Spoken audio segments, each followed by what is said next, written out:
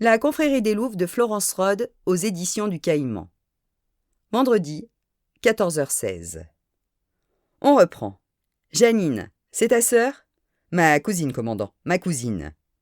Le cure-dent du commandant Villemur passa de la gauche à la droite de sa mâchoire avant de faire le trajet en sens inverse. Et il plaqua en arrière les 3 derniers cheveux de son crâne, vestige d'une lointaine époque d'abondance capillaire. Sa fille, elle, était d'avis de tout raser. « Quelques cheveux, ça fait chauve qui n'assume pas, disait-elle.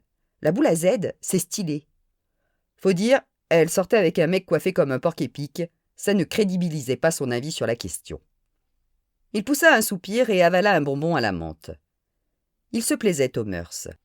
Il ne s'était jamais fait à l'acronyme BRP, Brigade de répression du proxénétisme, et continuait à utiliser l'un des 2 surnoms usuels, les mœurs ou la mondaine. On y côtoyait des personnages stupéfiants de mauvaise foi. Selon l'humeur, ça pouvait être distrayant. Comme le Mac qui lui faisait face. GG belle gueule. Un surnom de toute évidence usurpé ou ironique. GG, avec son blaire en champignon, ses bajoux piquetés et sa tignasse graisseuse, ne pouvait guère prétendre au titre. J'y comprends rien à tes histoires de famille. C'est pourtant simple. Pour un peu, il s'énerverait GG. Il leva les yeux au ciel comme si le policier ne se concentrait pas assez. Lydia, c'est ma sœur, et Janine, c'est ma cousine. Les 2 tapines à Barbès. Bah ça, j'en sais rien. Elles font ce qu'elles veulent, on n'est pas chez les bicots, je les laisse libres. En tout cas, elles te reversent le produit de leurs mystérieuses activités. Simple participation au loyer. Vous me prenez pour Crésus ? Villemur échangea avec son adjointe un regard là. La jeune femme lui fit signe qu'elle allait prendre un café et quitta la pièce. Dites donc, la petite, là, elle est pas mal roulée. Le jour où elle en aura marre de la fonction publique, j'aurai peut-être un truc pour elle. Bon, tu vas arrêter de me prendre pour un con. Elles font quoi dans la vie, tes copines ? Ben, je vous ai dit, je sais pas trop. Il fit un geste d'impuissance, parodie du gars de bonne volonté mais qui ne pouvait pas tout savoir. Y a peut-être un détail. Oui ? Ça doit être une branche menacée par la concurrence slave, parce qu'elle me parle souvent de la main-d'œuvre déloyale de là-bas. Elles sont agricultrices, sans doute. Le visage grêlé de Gégé s'éclaira. Ah, ben maintenant que vous me le dites, elles se plaignent souvent de devoir faire le poireau, de se faire embarquer dans le panier à salade ou des clients qui n'ont pas un radis. La porte du bureau s'ouvrit en trombe. Grouille-toi, pour le réseau d'Ukrainiennes, on a logé le grec. Où ça ? Demanda Villemur. Sur les Champs-Élysées. Bastien Villemur calcula mentalement son total de points Monopoly et se fendit d'un large sourire. 15h13. Dans l'amphithéâtre plein à craquer, le cours touchait à sa fin. Sur l'estrade, le quadragénaire souriant, vêtu d'une veste en tweed de grège sur un pull noir en V, croisa les bras. « Qui veut répondre ? Personne ? Allons, jetez-vous à l'eau. Non mais, allô ? Vous êtes des étudiants de licence et vous n'avez pas la réponse ?» Cette parodie de Nabila provoqua l'hilarité de l'assemblée. « Vous avez tort de vous moquer des stars de la télé-réalité, jeunes gens. Ce sont les héros de la vie moderne, des emblèmes de cette société qui veut que l'on n'existe que dans une vitrine. C'est cela, marrez-vous, disciples de l'exhibitionnisme roi. Mais je suis prêt à parier que les 3/4 d'entre vous auront mis à jour leur page Facebook avant que le coq ne chante 2 fois. Allez, filez, mauvaise graine, à vendredi prochain. » Sur un dernier éclat de rire qui se dilua dans le grincement des strapontins, les étudiants remontèrent les 2 escaliers latéraux vers la sortie. Une poignée s'agglutina au pied de la chaire. Des filles, principalement, nota Le Goff. Il se joignit au petit groupe. « Tiens, un visage nouveau. Enfin, plutôt un demi-visage, » commenta le professeur, ce qui fit glousser les midinettes. Le Goff rabattit sa mèche en arrière, exhibant au même moment ses yeux et sa carte de police. « Vous auriez 5 minutes ? Refusez de m'entretenir avec les forces de l'ordre devant mes étudiants ? Mais quel exemple déplorable j'offrirais à la jeunesse ? Suivez-moi. » Il ramassa son cartable d'une main, son casque intégral de l'autre, et sortit dans le couloir. Le Goff sur ses talons. « Le cours vous a plu ? Je n'ai assisté qu'aux 10 dernières minutes de votre one-man show. Et en quoi puis-je vous aider ? Lieutenant Le Goff, c'est ça ? C'est ça. Emmanuel Rive, ça vous parle ? Ça ne lui arrivait pas souvent à Damien Lecourt d'être déstabilisé. Mais celle-là, il ne l'avait pas vue venir. Il se trahit par un silence un peu plus long que nécessaire. Hamelin le répétait assez à Le Goff. Les silences racontent autant que les paroles. Et ne mentent pas, au moins. C'est l'une de mes étudiantes ? Vous savez, ils sont 200 par amphi, alors... Oui, mais vous ne devez pas coucher avec les 200, à moins de tourner au Viagra. Et encore. Le cours sembla hésiter entre le déni ou la franchise. Emma, c'est de l'histoire ancienne. 4 ans. Qu'est-ce que vous voulez savoir ? Il avait instinctivement baissé le ton. Le couloir était étroit, des étudiants les frôlaient. J'ai les grandes lignes, je veux les détails. Cette fille, elle n'est pas du genre dont on se méfie. Pas franchement belle, ni même sexy. Plutôt un truc dans le sourire qui donnait envie de la prendre sous son aile, voyez ? Elle venait souvent me voir à la fin du cours pour poser des questions ou demander la référence d'un bouquin. Un soir, je suis resté un peu plus longtemps que d'habitude discuter avec 3 étudiants, dont elle. On est allé prendre un pot, les 2 autres sont partis au bout d'un moment. Il était un peu tard, elle avait peur de rentrer seule en bus. Je l'ai ramenée en moto, elle m'a proposé un café et bref, vous avez fini dans son lit.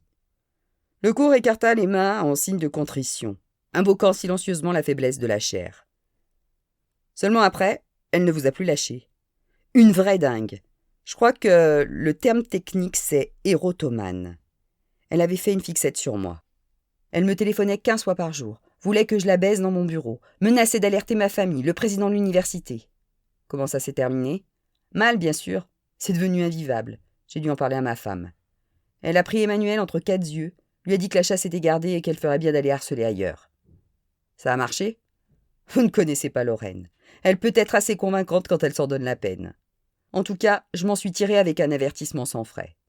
Mais Emmanuel m'a laissé tranquille. Elle avait perdu son principal moyen de pression. Elle ne s'est même plus pointée au cours. Ce qui ne m'a pas dérangé, comme vous pouvez vous en douter. Tout à l'heure, vous l'avez appelée Emma. Elle disait préférer l'abréviation au prénom intégral. Le gars hocha la tête. Inutile de chercher plus loin le prénom féminin qui tenait en 2 syllabes et se terminait par un A. Est-ce qu'elle s'était montrée violente ? Verbalement, oui, et elle menaçait de l'être physiquement. Vous pensez qu'elle aurait pu passer à l'acte ? Le cours écarta à nouveau les mains, cette fois en signe d'ignorance. Aucune idée, mais à la fin je commençais à flipper sérieusement. Je peux vous demander pourquoi vous me posez ces questions ? Il est possible qu'elle ait remis ça. Le restaurateur pour qui elle travaillait comme serveuse. Ses relevés téléphoniques indiquent un nombre délirant d'appels quotidiens. Et comme le type en question a été trouvé mort lundi dernier, on s'interroge forcément. Le visage de Lecourt se figea dans un masque de terreur qui aurait pu faire rire Le Goff en d'autres circonstances. Une dernière question. L'université ne met pas à votre disposition un casier où vous pouvez entreposer vos affaires ? Si, mais... Donc, si vous trimballez votre casque intégral au cours, c'est pour montrer à vos étudiantes que vous êtes un type cool, qui roule en moto, et pas un blaireau en voiture, non ? Le cours déglutit. C'était juste pour savoir, ajouta Le Goff. La réponse n'est pas vitale pour les besoins de l'enquête. 16h17. Élise Hamelin referma sa valise de toile. Elle reviendrait plus tard chercher le reste de ses affaires. Elle jeta à la chambre un regard circulaire et eut les larmes aux yeux. Chaque objet était un souvenir de leurs 20 ans de vie commune. De l'éventail de beaux sangles qui leur tenait lieu de tête de lit, au Stetson suspendu à la cloison, jusqu'à l'affiche encadrée des Rolling Stones, le premier concert auquel ils avaient assisté ensemble. Elle avisa sur un dossier de chaise le t-shirt gris de la Sorbonne d'Abel, tout élimé aux manches dont il refusait de se séparer. Elle ramassa le vêtement et prit dans les plis du tissu une profonde inspiration avant de quitter la pièce sans se retourner. Sa décision était arrêtée. Tergiverser davantage ne ferait que compliquer les choses. Elle posa sur la console du couloir une enveloppe à son prénom. Elle avait d'abord essayé de lui écrire la vérité, mais avait renoncé. Abel n'était pas prête à l'entendre, tout simplement. Elle avait préféré lui dispenser des banalités inoffensives ou du moins supportables. Ce n'est la faute ni de l'un ni de l'autre si la vie avait fini par les éloigner. D'ailleurs, ce n'était pas totalement faux. Elle considéra son reflet dans le miroir. Il n'avait rien remarqué. Normal. Plongé dans une enquête, Abel devenait indifférent à son environnement personnel. C'était une loi physique immuable. Elle jeta un dernier coup d'œil circulaire, claqua la porte et s'engouffra dans la cage d'escalier. 16h58. Les dernières lueurs du jour faiblissaient derrière la montagne quand Martens arriva en vue du chalet. Cette fois, elle avait emprunté le télésiège qu'il avait déposé à proximité. La courte distance qui lui restait à parcourir avait suffi à tremper le cuir de ses bottes. Ça lui avait fait regretter d'avoir restitué la paire empruntée à l'agent immobilier. Comme la veille, elle frappa à la porte mais sans obtenir de réponse. Le chalet était silencieux. Ses occupants ne devaient pas encore avoir déchaussé, pour profiter au maximum de la dernière descente. Mais tout assoiffés de neige qu'ils étaient, ils restaient tributaires des remontées mécaniques qui allaient fermer. En d'autres termes, ils devraient arriver d'ici quelques minutes. Elle remonta son col et fit les 100 pas sur la terrasse, pour conjurer le froid qui se renforçait à mesure que déclinait le soleil. 6 heures plus tôt, elle avait réussi, en franchissant les voies de chemin de fer sous les imprécations du chef de gare, à attraper de justesse le train pour Bourg-Saint-Maurice. Pour rien, selon toute probabilité. Mais comme Hamelin le lui avait enseigné, le cerveau emmagasine des informations, les amalgame et les laisse mijoter. De ce brassage, parfois fuse une intuition qu'on peut avoir du mal à décoder, mais qu'il faut suivre à tout prix. Elle peut prendre la forme d'un rêve ou d'un détail tenace et a priori insignifiant qui ne vous lâche pas. Il arrive comme aujourd'hui que ce soit une idée un peu folle, qui vous vient par hasard, mais qu'il faut saisir aux cheveux. Quand l'intuition vient donner un coup de pouce, disait Hamelin, il faudrait être inconscient pour lui claquer la porte au nez. Le froid se faisait plus vif. Martens fit en vain le tour du chalet pour voir si elle ne trouvait pas une couverture. Elle ôta ses bottes pour réchauffer de ses mains ses pieds glacés. Le silence lui parut avoir gagné en amplitude. Elle mit quelques secondes à comprendre que le fracas des remontées mécaniques venait enfin de se taire. Des voix masculines résonnèrent derrière elle. Les étudiants apparurent entre deux sapins. Kevin Rigal fut le premier à l'apercevoir. Il fronça les sourcils. « J'avais une dernière question. » Elle sortit la photo de sa poche. « Et cette personne-là, vous la reconnaissez ?» 18h08. Le Savoyard se frotta les yeux pour cacher son embarras. La voix d'Hamelin l'avait réveillé. Abel eut du menton un geste d'absolution. Il n'alla pas jusqu'à lui proposer d'aller dormir 1 heure ou 2. D'une façon ou d'une autre, ils auraient tout le week-end pour récupérer. « Quand même, dit-il, j'ai du mal à y cerner, Schaeffer. »« Qu'est-ce que tu veux dire ?»« Eh bien, chaque fois que j'ai l'impression de m'en faire une idée, le témoignage suivant remet tout en question. C'est comme en photographie, quand on n'arrive pas à faire la mise au point sur son sujet. Tu me demanderais quel genre d'homme il était, je ne pourrais pas te répondre. Ou alors, par une série de qualificatifs contradictoires. Monstrueux, manipulateur, fiable, infidèle, loyal, séducteur, et j'en passe. « Comme le dit Moderman, lui répondit Hamelin, tout être humain est la somme de ses contradictions. » Dans le bureau de Le Goff, Leroux attaquait le pain en raisin dont il avait pris la précaution de se munir pour son goûter. « Vous ne trouvez pas, demanda-t-il un reste de farine au coin des lèvres, qu'il est mal luné, le Comanche ?» Le remontage de bretelles qui avait suivi l'échappée du concierge était encore frais dans les mémoires. « Tu serais bien luné, toi, avec un revolver sur la tempe. Je te rappelle que, faute de résultat, il sera dessaisi ce soir, » lui objecta Wendling. Séverin secoua la tête.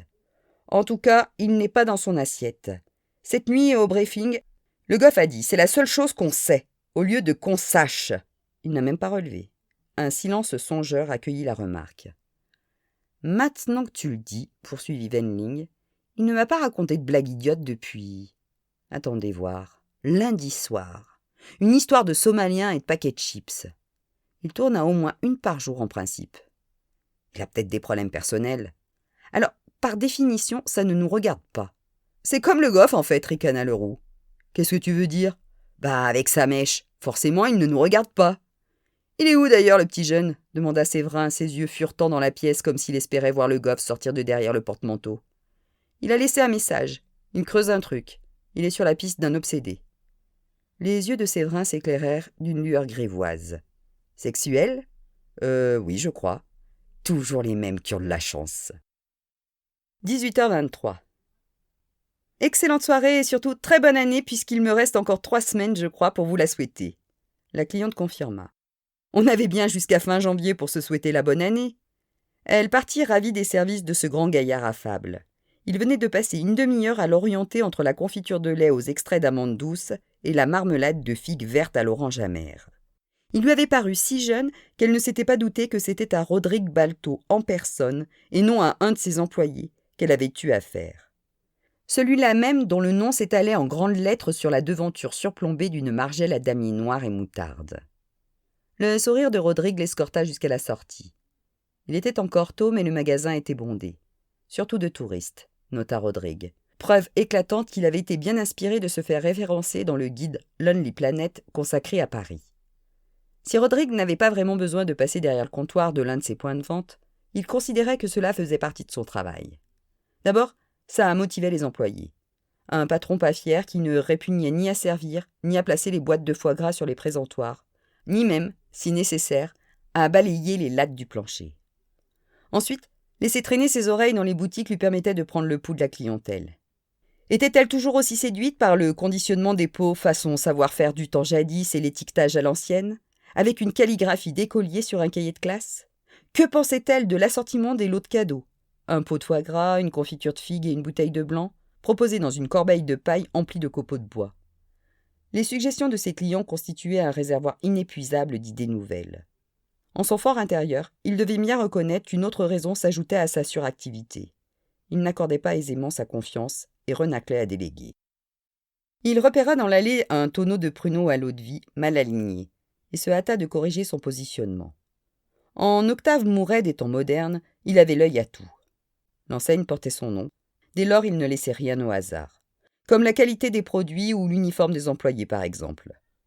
Il avait choisi pour les magasins une décoration qui évoquait dans un style rustique l'ère des pionniers américains. À une semaine de l'ouverture du magasin de Bastille, il avait réalisé que les chemises de teinte ocre jaune qu'il avait sélectionnées ne cadreraient pas dans le décor et passait commande de nouvelles tenues. Chemises à carreaux pour les garçons, robe à fleurs Laura Ingalls pour les filles, tablier portant le nom de l'enseigne en lettres rétro pour tout le monde. Il les avait reçus sur le fil, la veille de l'inauguration. Mais cette poussée d'adrénaline en valait la peine. Tout était parfait, et seule la perfection justifiait les prix élevés qu'il pratiquait. Le concept avait séduit et le succès rencontré lui avait permis d'ouvrir les autres points de vente. Il réajusta machinalement la bretelle de l'autre caissier et alluma son téléphone portable. 2 messages. Un journaliste de Paris Première prenait contact dans le but de réaliser un sujet sur les magasins Balto, et sa mère, à 1h du matin, qui souhaitait qu'il le rappelle. Et il poussa un soupir. Elle allait sans doute lui reprocher de ne pas s'être montrée aux funérailles d'Édouard Schaeffer, passé en quelques minutes du statut de bienfaiteur à celui de vautour pour finir réduit à l'état de cadavre. Rodrigue serra les mâchoires. Il avait ses défauts. Les termes maniaques ou psychorigides lui vinrent à l'esprit. Mais il n'était pas hypocrite. Feindre la douleur d'avoir perdu un être qu'il haïssait, de fraîche date certes, mais quand même, était au-dessus de ses forces. Il ne savait pas trop quoi penser de son entretien du matin au quai des Orfèvres. Sa mère l'avait prévenu. Les flics étaient au courant pour le prêt. Il serait sans doute convoqué au 36. Il n'avait donc pas essayé de jouer au plus fin avec le commandant de PJ et confirmé que Schaeffer le tenait par les coronesses. À la question prévisible de sa localisation au moment du meurtre, il avait prétendu se trouver toute la soirée à la pendaison de crémaillère d'une amie australienne, une fête bourrée de monde à laquelle en réalité il n'était passé que vers 21h. Il leur avait donné le nom de quelques personnes avec lesquelles il avait discuté, la description de la fille à moitié saoule qu'il avait ramenée chez lui.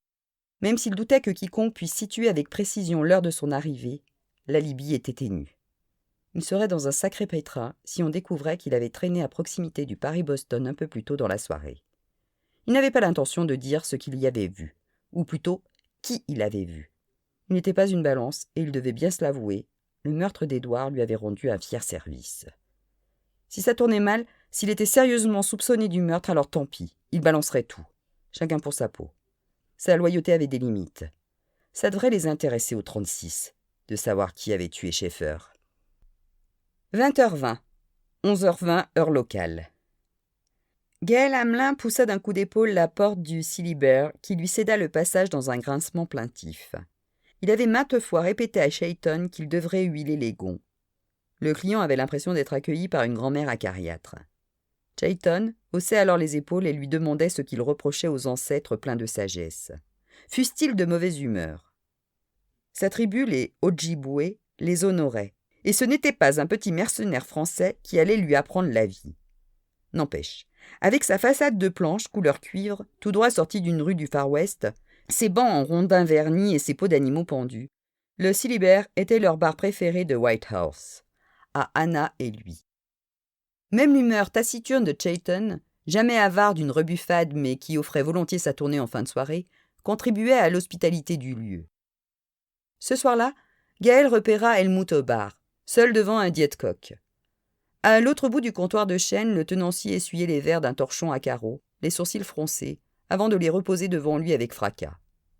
Dans les enceintes de la mini-chaîne hi-fi, Hank Williams se disait seul à pleurer. Les rares clients qui s'autorisaient à demander à Chayton de passer autre chose que de la musique country se voyaient courtoisement invités à prendre la porte grinçante, et une fois dehors, à ne plus la franchir dans l'autre sens. Gaël se posa sur un tabouret, près d'Helmut, et désigna Chayton du menton. « La musique » chuchota-t-il. « Le barrage » répondit l'Allemand sur le même ton. Gaël grinça des dents. La construction à l'étude d'un barrage hydroélectrique aux chutes Fraser était un sujet sensible chez les Premières Nations, qui en redoutaient les conséquences écologiques. Helmut, qui travaillait tout comme Gaël dans une centrale hydroélectrique, avait rouvert l'éternel débat sur l'opposition entre ressources naturelles et bienfaits économiques du projet. Chayton adressa un regard sombre aux deux expatriés et les harangua avec véhémence. « Le problème de vous autres déracinés !» « Oula !» le coupa Gaël, peu désireux d'être entraîné dans une discussion qui promettait d'être aussi tendue qu'interminable. Dans la poche de son jean, il sentit vibrer son téléphone, sauvé par le gong. Il brandit l'appareil d'un air d'excuse. L'écran digital lui livra 3 informations. La réception était capricieuse, le cellulaire serait bientôt à court de batterie, et il avait un message.